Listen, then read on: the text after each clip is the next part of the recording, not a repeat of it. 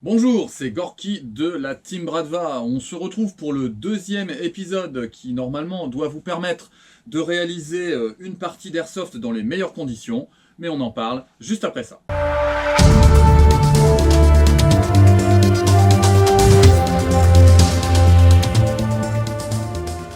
Les conseils que j'ai donnés sur la revue précédente étaient des conseils au long cours, une forme de méthodologie.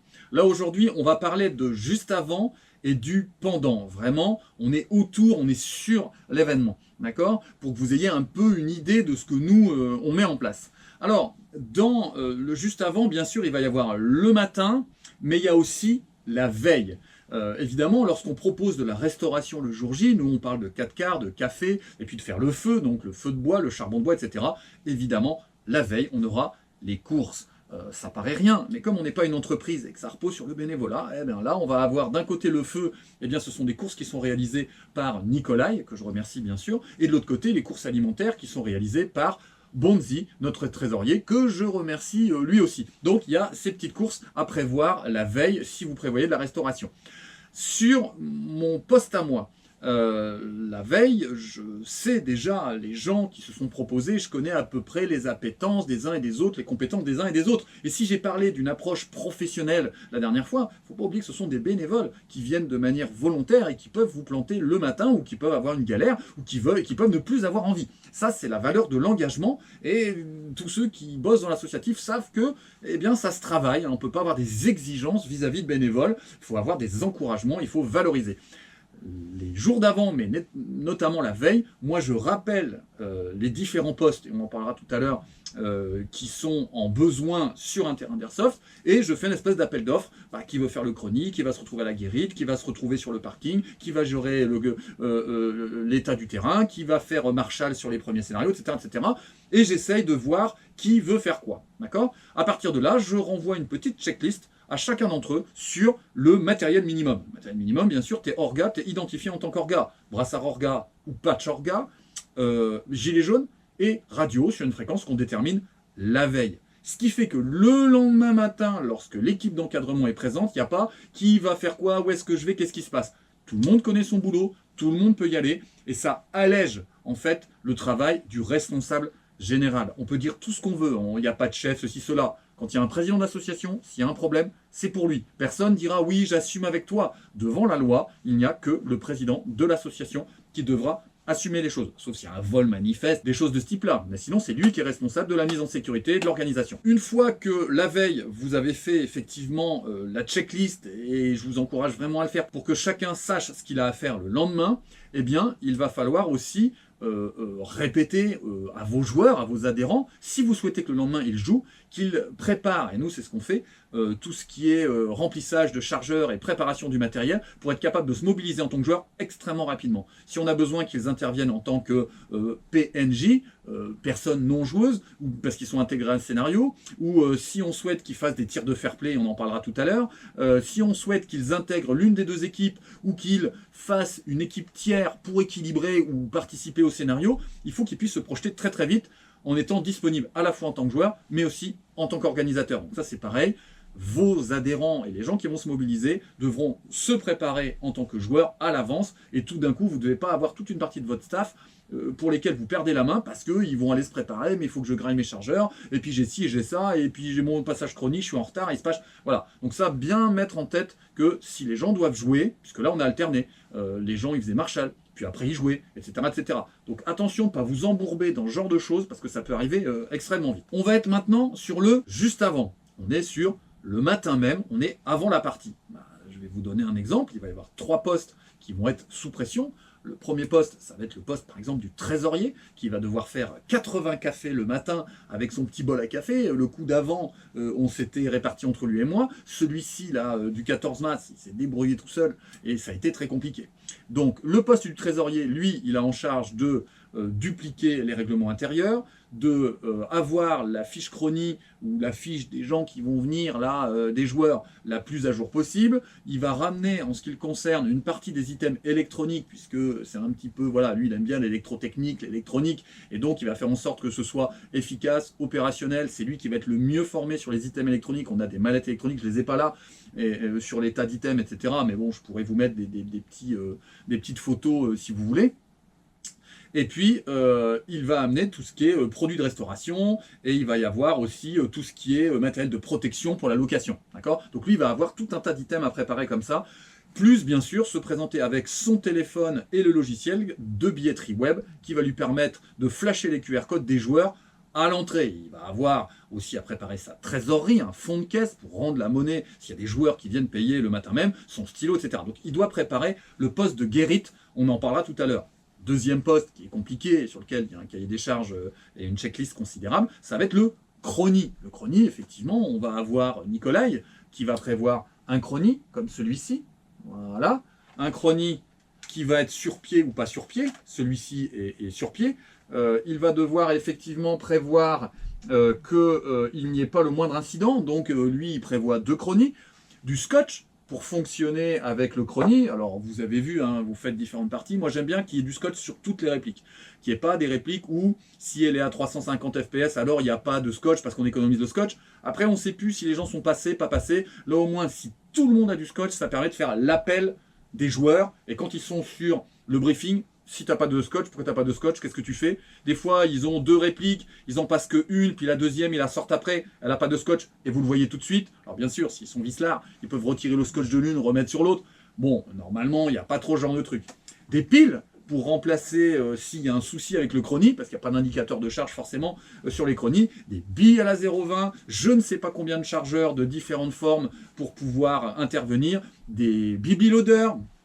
Et puis, sa caisse à outils, des fois qu'il y ait souci, il a aussi des batteries, des fois que des joueurs ont des soucis pour que ce soit un poste technique ou que ce soit extrêmement fluide. Quand on est sur des très grosses parties, on passe les 70, on va avoir 2 personnels qui ont 2 chronies qui font passer en même temps, d'accord ? Le troisième poste avec une checklist importante, ça va être le mien, d'accord ? Donc là, on va être sur le président de l'association, ou on va dire le responsable des briefings globalement. Moi, je vais avoir en charge de quoi sonoriser. Alors un coup ça va être un mégaphone, un coup je vais avoir un petit micro de type fitness, et puis je vais avoir une grosse enceinte Bluetooth 500 watts, je vous en ai déjà parlé. Je vais emmener, vous la voyez certainement pas, elle est sur le côté, je crois qu'elle est hors champ, mais je vais avoir le grand drapeau qu'on va accrocher dans le carré VIP pour un petit peu montrer quel est l'organisateur, parce que des fois tu viens sur une partie, tu sais pas forcément qui c'est, là au moins ça fait un visuel, ça nous a pas coûté très cher, et il y a un côté comme ça, identité assez forte, c'est plutôt intéressant. Moi j'amène tout ce qui est items secs, comme je les appelle, les items non électroniques. Donc on va avoir notre RPG, voilà, qui a été fait à la commande numérique, et puis avec un certain nombre de bidouilles qu'on a acheté et qui appartient à l'association, donc il est sur mon mur mais il appartient à l'asso. Ça permet de faire tout ce qui est destruction de bâtiments et destruction de tanks. C'est relativement apprécié par les joueurs. Là c'est une vieille grenade qu'on achète sur un site chinois que j'ai entouré avec de la mousse parce qu'on a fait de la destruction avec de la projection d'objets pour éviter que ça soit blessant. Je l'ai entouré. Là on va être sur des liasses de billets que j'ai recouverts de scotch pour les protéger. Là, ça va être, quand on faisait tout ce qui est narco, des petites bouteilles genre Actimel numérotées avec dedans de la farine. Vous pouvez imaginer ce que l'on simule. On a quelques fusils à pompe, vraiment premier prix, parce que ça nous est arrivé de faire des Battle Royale. Donc la Battle Royale où les joueurs ne partent qu'avec leur PA, et ils vont trouver sur le terrain nos AEG de location, quelques vieux snipes, quelques pompes, et ils devront effectivement s'emparer très très vite d'un maximum d'objets qui leur appartiennent pas normalement. Donc ça, les joueurs, je sais qu'ils aiment beaucoup avoir ce genre d'outils qui leur appartiennent pas et devoir se mobiliser alors qu'ils n'auraient jamais joué avec un fusil à pompe. Là, on va avoir, vous voyez, ça c'est Kritchek qui nous a bricolé ça, une espèce de boîte avec à l'intérieur, lui c'est voilà, c'est du Novichok, des trucs comme ça, voilà, donc lui c'est son truc. Là ici, j'ai une caisse à munitions, donc c'est une caisse RS, qui a contenu du 7,62 par 51. donc que vous pouvez récupérer si vous connaissez des gens dans l'armée ou si vous bidouillez à un moment donné dans des brocantes qui vendent ce genre de choses. Là, un vieil ordinateur portable tout pourri, voilà, qui est complètement dépassé, plutôt que de le balancer à la déchette, on l'a gardé. Je vous donne tout ça parce que souvent on dit ouais, les items c'est hyper cher, c'est un gros budget, comment on fait? Bah regardez, voilà, Krycek a récupéré un vieux vaporisateur de jardin, voilà, il met un Riesland, il a posé un petit peu de dynamite, encore une petite boîte en mode Novichok, il fait 2-3 runes, et puis il va faire une bombe qui va nous permettre de faire des petits scénarios comme ça. Ensuite, eh bien des drapeaux avec un bout de bambou. C'est pas grand chose, mais ça fait vraiment, vous avez cogité votre truc et vous avez tout un tas d'objets à proposer. Alors on en a plein, hein. Je pourrais vous en montrer, je pourrais faire une série uniquement sur les items et à quoi on les utilise. On a énormément de choses et bien sûr ça c'est vraiment les items de base. Il y a des fois, ça m'est arrivé de poser une RPK, hein, ma RPK, qui devait être récupérée, déplacée d'un endroit vers un autre. C'est sympa, les joueurs prennent une réplique d'exception, une réplique qu'ils ont vue sur le mur, ils la déplacent. Voilà, c'est rigolo, il peut y avoir un mannequin, il y a un cercueil, il y a un missile. Voilà, il y a tout un tas de choses comme ça qu'on peut manipuler. J'ai aussi des bonbonnes, je vous les ai pas montrées, vous savez, les bonbonnes pour les anniversaires, quand on gonfle les ballons de baudruche pour les gamins, ça fait des bombes, vous pouvez les repeindre ou ne pas les repeindre, là c'est toutes les couleurs, au moins on les paume pas dans la forêt. Donc si vous avez un peu les yeux ouverts et que vous répartissez un petit peu la réflexion, c'est très très facile de fabriquer des petits objets, des petits jouets rigolos. C'est toujours amusant pour les joueurs, ils apprécient beaucoup. Alors une fois qu'on a tous chargé l'ensemble du matériel nécessaire, avec les vêtements de pluie, la nourriture et tout le bazar, vous imaginez bien, on va être sur la répartition des rôles zone par zone. Les zones sur le terrain de la FBA, ça va être la guérite, le parking, la safe zone, le chrony et le terrain.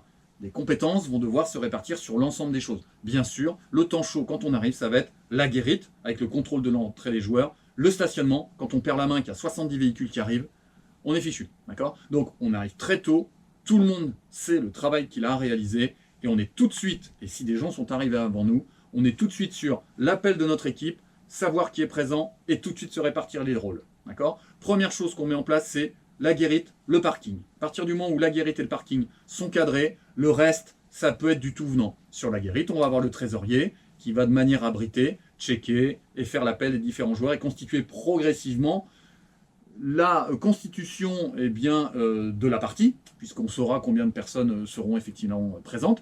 On a quand même régulièrement 6, 7, 8 personnes qui ne viennent pas, quelles que soient les intempéries, et qui ont prépayé. Et puis ensuite, on va avoir le parking, bien sûr, c'est une évidence, mais il faut le dire. Là, par exemple, à la FBA, c'est un grand parking carré, mais il n'y a pas de repère au sol. Si vous devez faire des lignes à l'intérieur, il faut qu'on puisse évacuer assez vite. Il faut que les véhicules, au maximum, soient garés en marche arrière sur les pourtours, et qu'il y ait une réflexion globale de l'organisation, si vous ne voulez pas, le soir, dans les voitures embuées, crever, qu'il y ait justement des manœuvres avec des accrochages. Et ça finit très mal la journée. Surtout si vous êtes crevé et que vous devez être là pour s'assurer que le constat va se faire, et on en parlera sur le temps fort de fermeture de la journée, mais personne ne doit rester sur place, vous devez être les derniers à partir, c'est vraiment pénible si on doit accompagner un constat. Alors, une fois qu'effectivement la guérite et le parking sont cadrés, et là les orgas doivent être parfaitement identifiables et sonorisés, la radio et le gilet jaune. Quand à un moment donné on a un joueur dont on ne l'identifie pas, qui nous dit garde-toi comme ci, comme ça fait pas le même effet quand on arrive de l'extérieur et qu'on ne connaît pas les joueurs qui sont en train de nous parler. Il y a un gilet jaune, on sait que c'est un organisateur. D'accord? Donc, ensuite on va être sur la safe zone. En fonction du volume de joueurs, nous on a un gestionnaire de la safe zone. La safe zone de la FBA, elle est sublime, mais elle ne peut pas absorber 70 joueurs. D'accord? Jusqu'à 50 joueurs, ça va à peu près, en se respectant les uns les autres et en ne s'étalant pas absolument partout. Donc, pas le 14 mars, mais le coup d'avant, c'était Antonin, que je salue au passage, c'était Antonin qui était responsable de l'encouragement des joueurs à bien s'organiser, se compacter pour pouvoir s'accueillir les uns les autres et qu'il n'y ait pas des gens à l'arrière des voitures, ce qui est quand même beaucoup moins confortable, surtout quand il y a des animations le midi. On va avoir une partie, bien sûr, de nos orgas qui vont construire le coin VIP. Le coin VIP, c'est là où on va mettre notre drapeau, on va poser notre sono d'animation intérieure, et dans lequel on va avoir tout ce qui est brassard, items, matériel perso, conservation de la trésorerie. Et à la FBA, justement, c'est juste à côté d'une grande caisse de camion, en fait, dans lequel on va pouvoir stocker un certain nombre de choses quand on récupère les clés. Toujours dans cette safe zone, nous, on installe immédiatement toute une série de poubelles pour la gestion des déchets, parce qu'effectivement, si on demande aux gens d'être propres et qu'on ne donne pas de poubelle, c'est toujours plus facile. Attention, si vous mettez des poubelles, c'est vous qui allez gérer les déchets. Nous, à chaque fois, on repart avec une centaine de litres de sacs poubelles qu'on déchète nous-mêmes. Donc ça, c'est à vous de savoir, est-ce que vous proposez ce service ou est-ce que vous ne le proposez pas en disant vous êtes en charge et en responsabilité, débrouillez-vous avec votre matériel. Comme nous, on offre de la restauration, en toute logique, on offre la possibilité des poubelles. Mais on voit bien que finalement, dedans, il va beaucoup d'autres choses. Nous, on préfère, c'est beaucoup plus écologique et au moins, on sécurise les choses. Mais ce n'est pas obligatoire, d'accord? On va imprimer le règlement intérieur, je vous l'ai déjà dit, mais on va aussi le scotcher à différents endroits dans la safe zone pour que les gens puissent l'observer, réfléchir, échanger entre eux et se préparer en fonction des règlements. En tout cas, il est disponible de manière visuelle. Et il y aura le coin restauration qui sera installé. Donc, il y aura tout un tas de petites choses comme ça. Le drapeau, je l'ai peut-être déjà dit, le drapeau qui sera installé dans notre coin VIP. Donc, il y a tout un tas d'installations dans la safe zone. On va avoir ensuite, bien sûr, le chrony. Nous, le chrony, on va arriver à 7h30, à 8h, 8h15, le chrony est ouvert. Voilà, Nicolas est prêt, il va pouvoir absorber les gens tout de suite, comme ça, il y a ceux qui passent le chrony et c'est définitif, il y a ceux qui font des tests, il y a ceux qui passent au chrony et puis il y a une galère et qui doivent changer le ressort et revenir, il y a eu des incidents techniques qui ont été résolus et ils reviennent, donc nous on met un point d'honneur à ouvrir le chrony extrêmement tôt, donc ça demande pas mal de préparation. Bon, Nicolas il est le spécialiste, hein, il a ses petits chariots à roulettes, il installe tout ça extrêmement vite, et en plus à la FBA c'est très visuel, on voit bien où est le stand de tir, donc c'est très pratique. Le poste suivant, ça va être le terrain. Vous allez me dire, bah oui forcément le terrain. Non, c'est pas évident. Nous systématiquement, par exemple la dernière fois avec Wasta, mais au moins avec un ancien, on fait le tour du terrain pour voir si il n'y a pas des situations dangereuses. Alors ça peut être des trous en formation, ça peut être des éléments en bois effondrés ou dangereux, des palettes défoncées, ça peut être des arbres qui sont tombés en travers des bâtiments ou qui menacent, ou ça peut être des éléments qu'on a anticipés, puis il y a eu des modifications parce qu'on n'est pas responsable du terrain, et puis ben, les modifications vont à l'encontre des scénarios prévus. Et puis on va poser un certain nombre d'items. On va s'assurer par exemple que les cônes de spawn sont bien à la place prévue, et sinon on les redéplace parce que en fonction des scénarios, ils sont à équidistance de tel fort ou de tel fort. Ou là par exemple sur la destruction de tank, il fallait détruire le tank à partir d'un cône de tir, on positionne le cône de tir. Il y a aussi des cônes dans lesquels on met des drapeaux. Bref, on anticipe et on check le terrain pour pas lancer une partie, et puis le scénario il peut pas se dérouler parce qu'il y a un problème sur le terrain, il y a 70 joueurs de démarrer, et vous plantez la journée, d'accord? Ou au moins la demi-journée.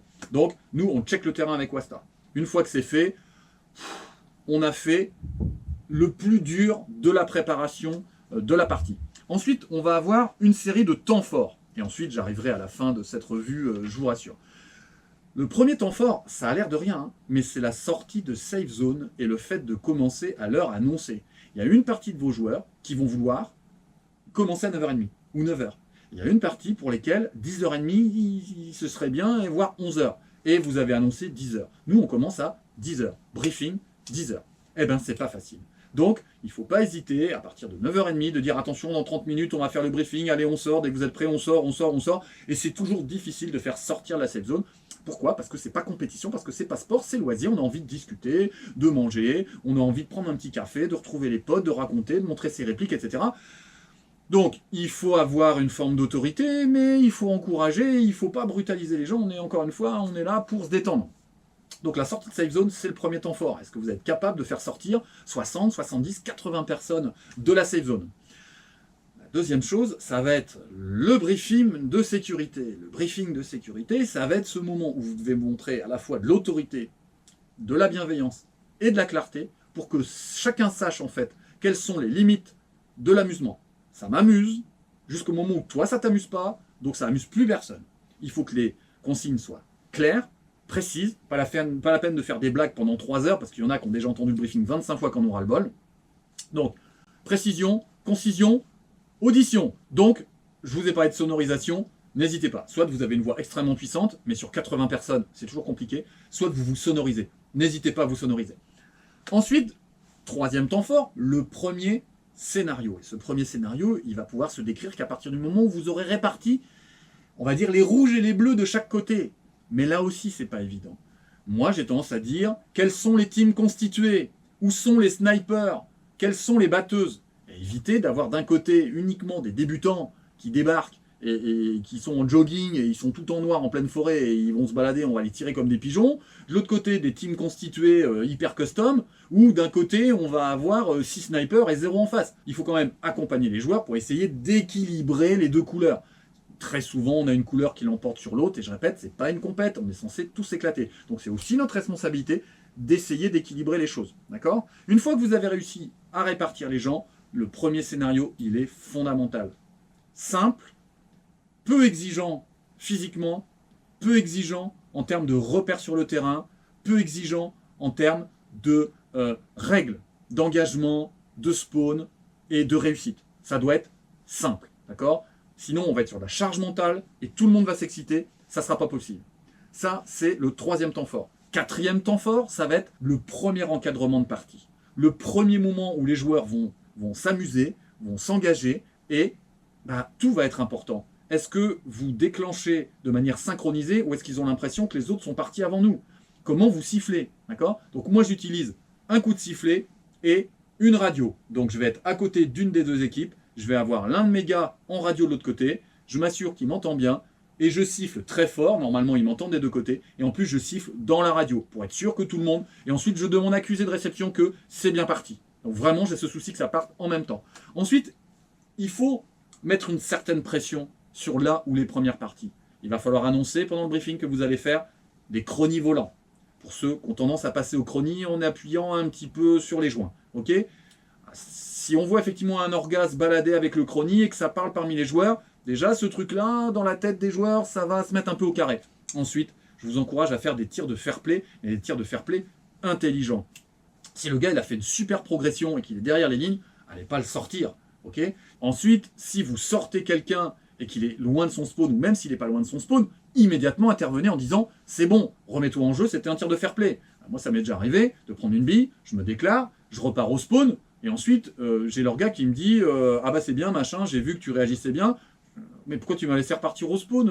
J'étais dans ma ligne, et en plus c'est moi le leader du groupe, tout d'un coup je suis parti. » Enfin, non, il faut quand même que ce soit léger comme tir de fair play. Le but, c'est quand même pas de désorganiser et de déplaire aux joueurs. Par contre, entre le chrony volant et les tirs de fair play, tout de suite, ça pose une ambiance qui fait que chacun va faire en sorte de prendre ses billes, etc.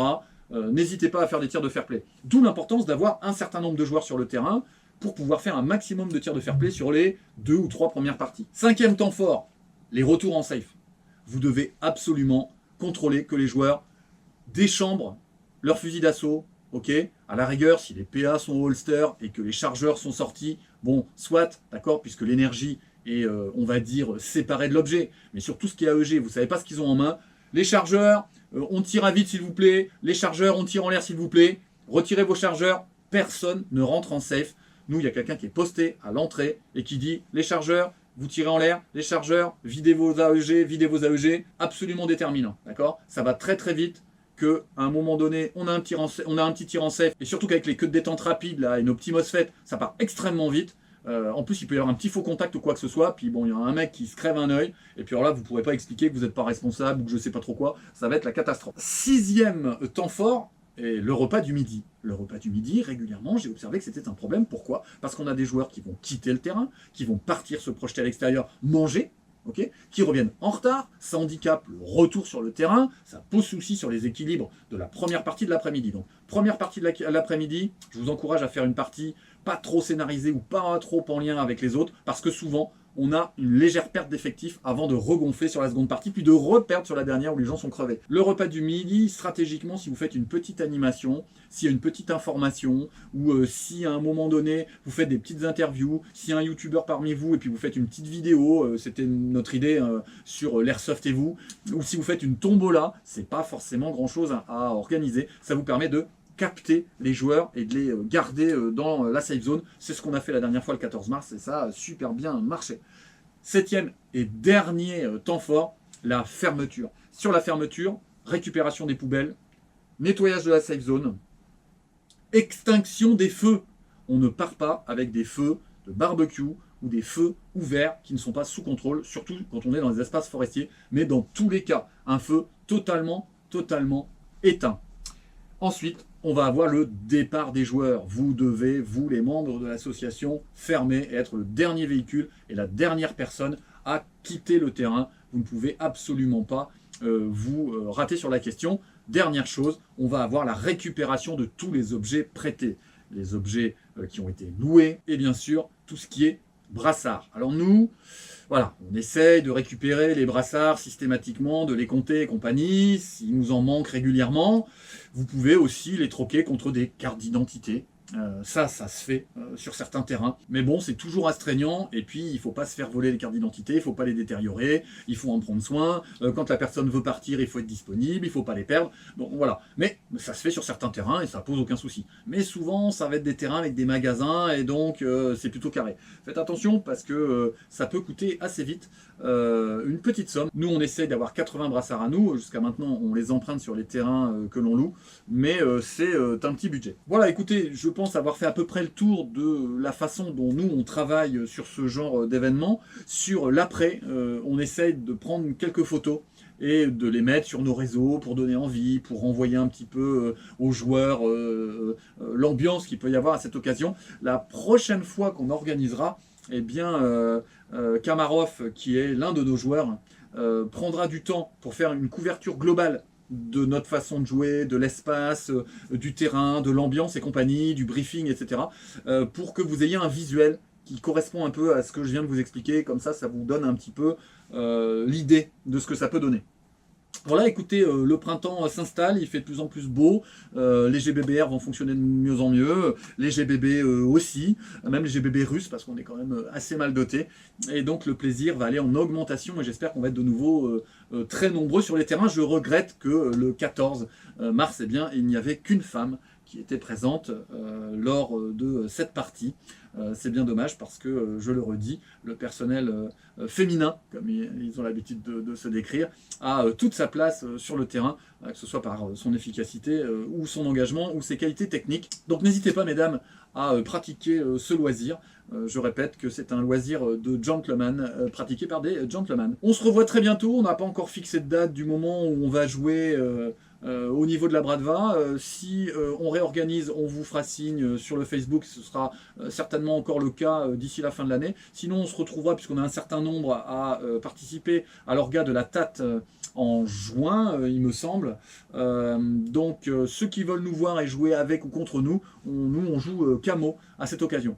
D'ici là, prenez soin de vous et on se revoit très bientôt. Allez, au revoir.